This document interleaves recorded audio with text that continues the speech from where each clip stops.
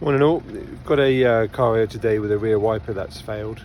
So I'm going to show you something that is fairly generic about repairing rear wipers on tailgates, but you get the same thing that applies on any problems with doors because it's the same setup. So pretty much every car you look at does the same thing in some way or other. You'll have between the A-pillar and the door, you'll have a wiring harness inside a rubber boot. Because of the nature of it, the door's opening and shutting all the time.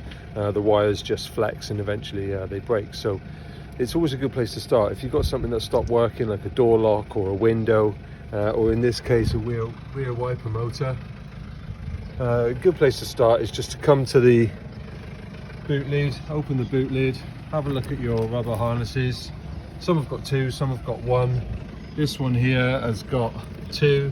Look on the left hand side, pull the boot back, and there we are. You've got a I've bared this one off so that I can start repairing it, but yeah, as soon as I pulled it back, there's a broken wire in there. There's more ways to repair the wire than there are wires. There's plenty of options now. If you want a flexible joint, there's quite a few things. You can use solderless joiners. They're pretty good. Bear in mind that if you do solder it, you don't want to make too large a joint there, because the more stiff the joint, the more likely it is to snap itself again.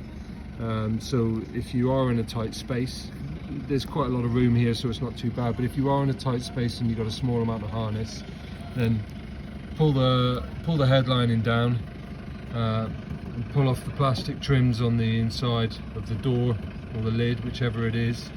Pull your wiring loom out, and then run a new section of loom in and put your joins back here where they're not flexing. Save yourself a lot of heartache.